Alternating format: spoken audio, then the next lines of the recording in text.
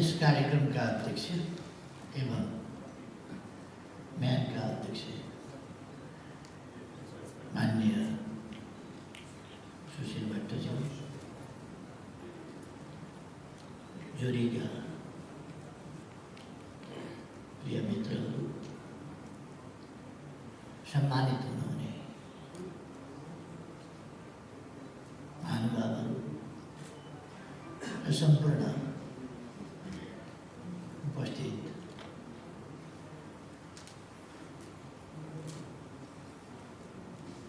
दाजुभाइ दिदीबहिनीहरू,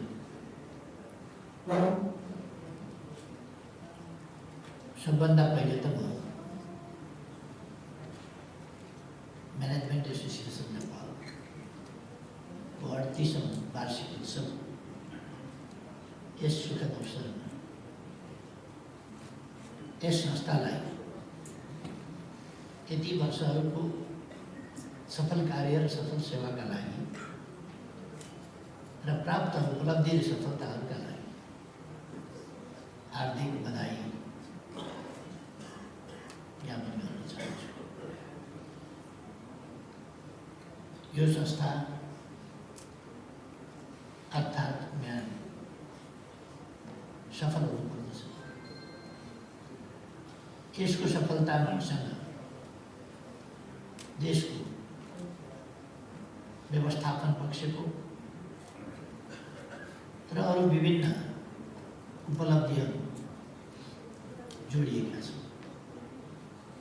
त्यसकारण यस संस्थाले सफल हुनै पर्दछ।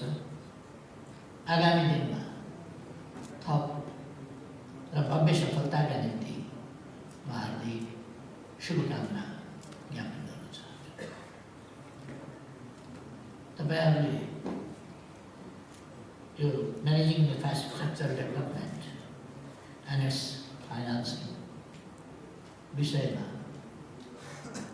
जुन विषय अत्यन्तै सामयिक छ, सान्दर्भिक छ, त्यसमा कार्यपत्रहरू प्रस्तुत गरेर गहन छलफल गरेर महत्त्वपूर्ण निष्कर्षहरू निकालेर एउटा सेसन टुङ्ग्याउनु भएको छ। त्यसै गरी अर्को सेसन आफ्नो 38औं वार्षिक साधारण सभा या वर्षगाँठ बनाएर त्यसरी अर्को सेसन गर्नुभएको छ। अहिले हामी सम्मान तथा पुरस्कार वितरण समारोहमा छौँ। त्यसको पनि मूलतः हामीले कार्य सम्पादन गरिसकेका छौँ।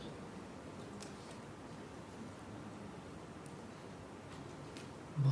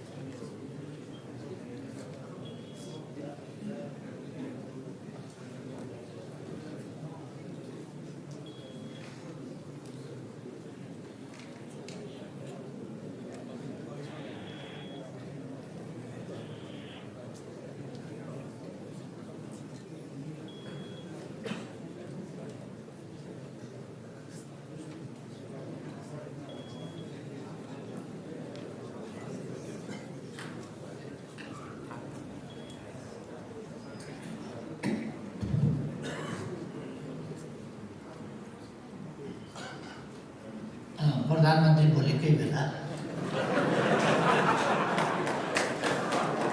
ऊर्जा उत्पादनमा राम्रो ध्यान दिनु पर्यो र ऊर्जा व्यवस्थापन पनि म्यानेजमेन्ट पनि राम्रो हुनु पर्यो भनेर एकछिन लाइन गएको होला।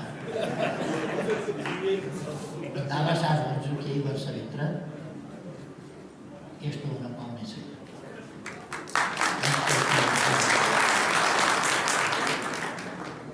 सचेत गराएकोमा यो लाइनलाई पनि धन्यवाद।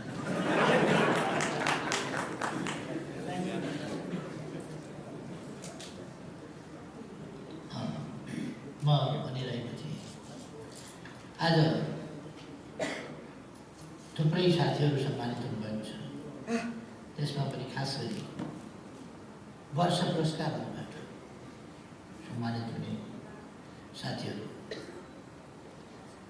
म्यानेजर अफ द इयरबाट सुमन पोखरेलजी सम्मानित हुनुभएको छ। म उहाँलाई हार्दिक बधाई तथा शुभकामना भन्न चाहन्छु। अरूको बाटै बन्द गर्न खोज्या होइन, तर उहाँले सफलता प्राप्त गर्दै जानुपर्छ। अर्को वर्ष पनि यस्ता पुरस्कार पाउनुपर्छ, अरूको ढोका बन्द नगरिकन।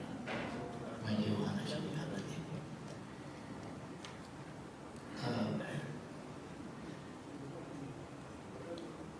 अम्बिका श्रेष्ठज्यू,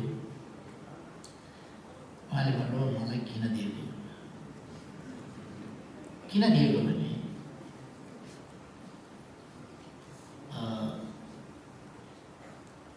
जवानलाई दिएको भए उत्साहित हुन्थ्यो, पाकालाई दिएर झन् उत्साहित भएका छन्।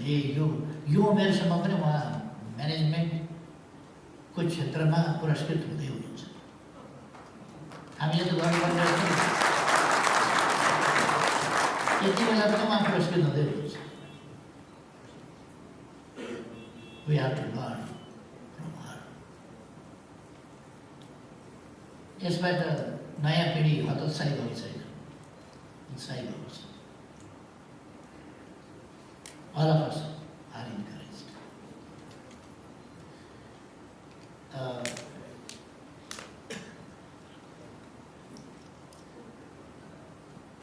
डाक्टर राजन खनालले ठिकै भन्नु, उहाँले गरेका कामहरूलाई हेरेर नै अहिलेको अवस्था देशमा साधारण अवस्था होइन। हामी अत्यन्तै तीव्र गतिले अगाडि बढिरहेका छौँ। तीव्र गतिले सावधानीको माग गर्छ, होइन भने दुर्घटना हुन सक्छ। र जो स्टेरिङमा छ हामी पर्खिन सक्दैनौँ, हामी ढिलाइ गर्न सक्दैनौँ। अरूले यति वर्ष लगाएका थिए भनेर हामी पर्खिन सक्दैनौँ। हामी अरूले प्रविधिको विकास गर्दै, अनुभवहरू हासिल गर्दै गर्नु परेको थियो कामहरू हामीले विकास भइसकेको प्रविधिको प्रयोग गर्ने, आजको समयका प्रविधिहरूको प्रयोग गर्ने, सकेसम्म प्रविधि उपलब्ध गर्ने र अरूका राम्रा वा नराम्रा पनि अनुभवबाट सिक्ने, ती कामहरू हामी गर्दै तीव्र गतिमा हामीले अगाडि जानु छ। त्यसै कारण हामीले अहिले अपनाएको प्रणाली सिधा हिसाबले भन्दा लोकतन्त्र भन्दा मात्रै पुग्दैन। लोकतन्त्र मात्रै भनेर कस्तो अवस्थामा छौँ हामी र लोकतन्त्रको कस्तो प्रणाली अपनाएका छौँ।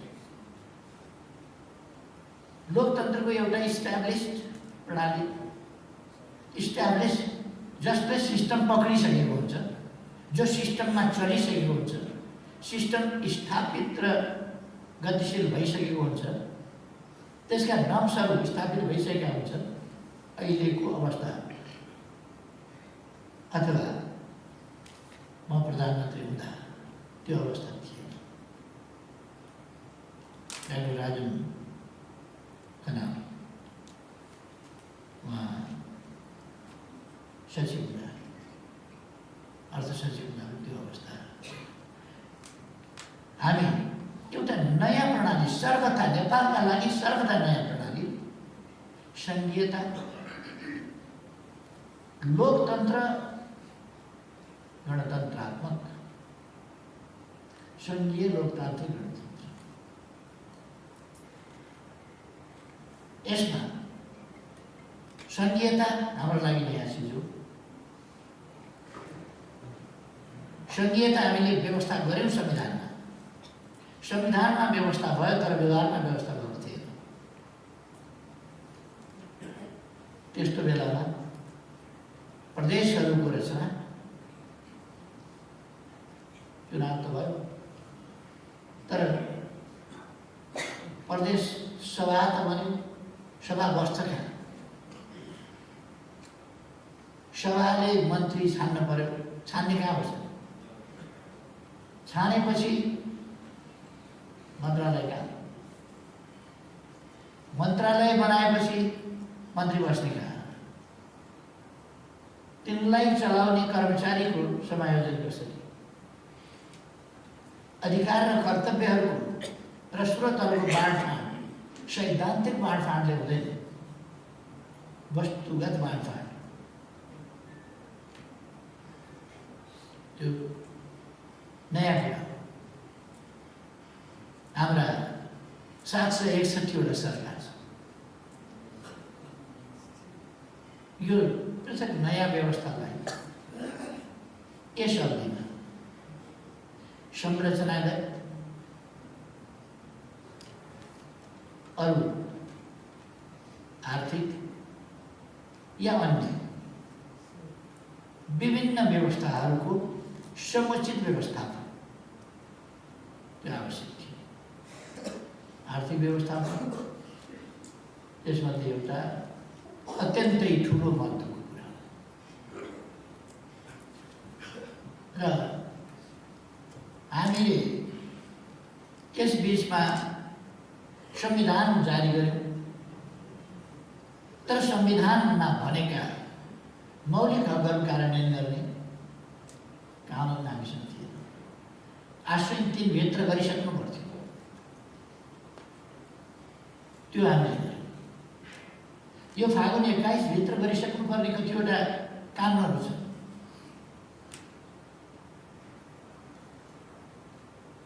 लगभग 200 भन्दा बढी कानुनहरू, कति कानुनहरू पारित भइसक्यो, कति कानुनहरू संशोधन हुँदैछन् र निरन्तरको प्रक्रियामा छ र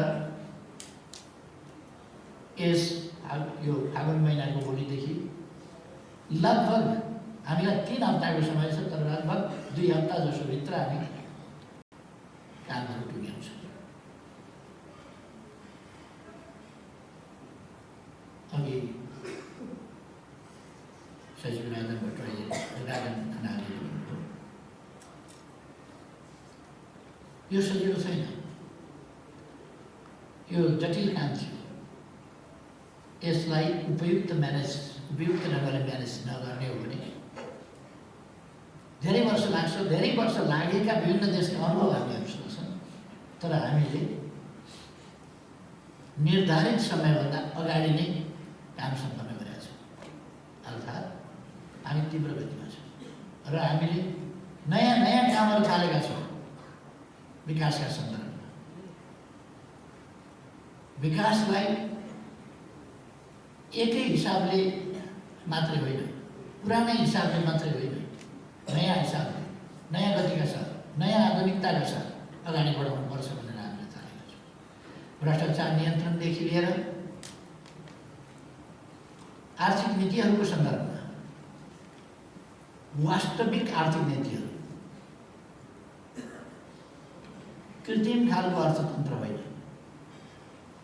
वास्तविक अर्थतन्त्र र हामी वास्तविक दिगो विकास जसलाई भनिरहेका छौँ त्यो गर्ने गरेको अर्थतन्त्र त्यता लानु पर्दैछ। यो सजिलो कुरा हो र यस अभियानमा सचिवको हिसाबले राजनीतिको भूमिका महत्त्वपूर्ण रहेको छ। त्यसकारण जुरीले फैसला गर्यो होला भन्ने म ठान्छु। त्यसै गरेर मेदिन बहादुर लामिछाने उहाँले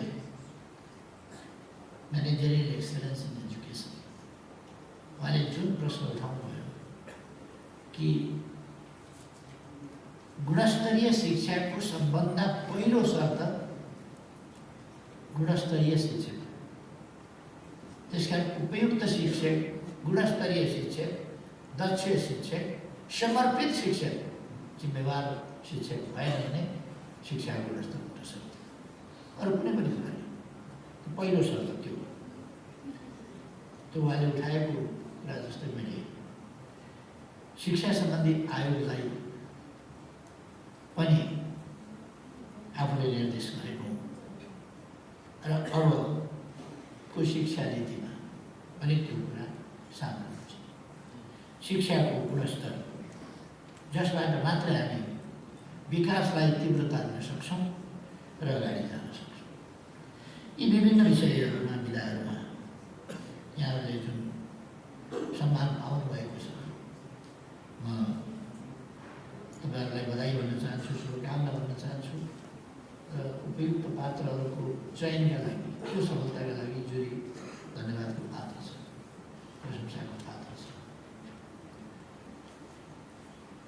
अरू साथीहरूले पनि सम्मान प्राप्त गर्नुभएको छ, म खुसी व्यक्त गर्न चाहन्छु। मैले गर्ने सम्मान त म्यानलाई मैले गरिसकेको छु। पूर्व अध्यक्षलाई अर्थमन्त्री बनाएको छु, अहिलेको अध्यक्षलाई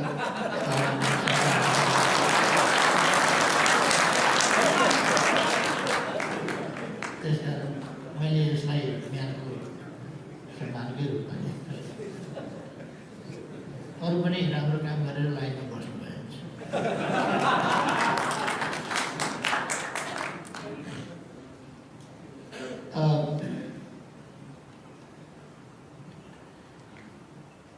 तपाईँहरूले छलफलबाट जुन निष्कर्षहरू निकाल्नु भएको छ, ती निष्कर्ष खालि व्यवस्थापनको क्षेत्रमा क्रियाशील वा व्यवस्थापकीय पक्षमा म्यानेजरलाई, म्यानेजमेन्टलाई, उद्योगलाई, उद्यमलाई, व्यापारलाई वा म्यानेजमेन्ट प्रत्यक्ष देखिने ठाउँलाई मात्रै काम लाग्ने भयो। यो सम्पूर्ण क्षेत्रलाई काम लाग्छ। अहिलेको समय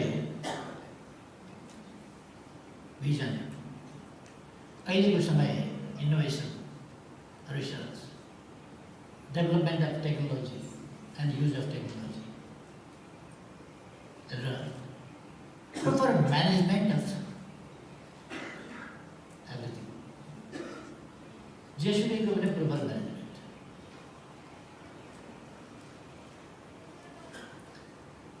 म आफू राम्रो म्यानेजर होइन, लिडर चाहिँ हो तर म्यानेजर चाहिँ राम्रो होइन। अलिक राम्रो म्यानेजर भएको भए अझ बढी सफल लिडर हुन्थे। म्यानेजमेन्ट एस्पेक्ट त्यो पाटो चाहिँ मेरोबाट कमजोरै जस्तो लाग्छ।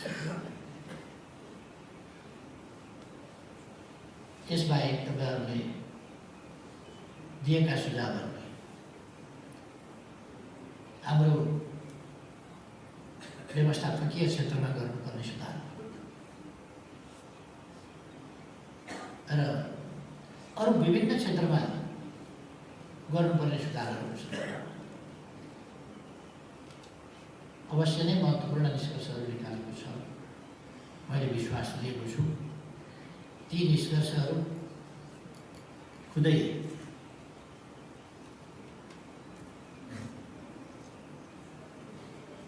President of the Mayor himself is the member of the Planning Commission, and the Planning Commission is preparing for the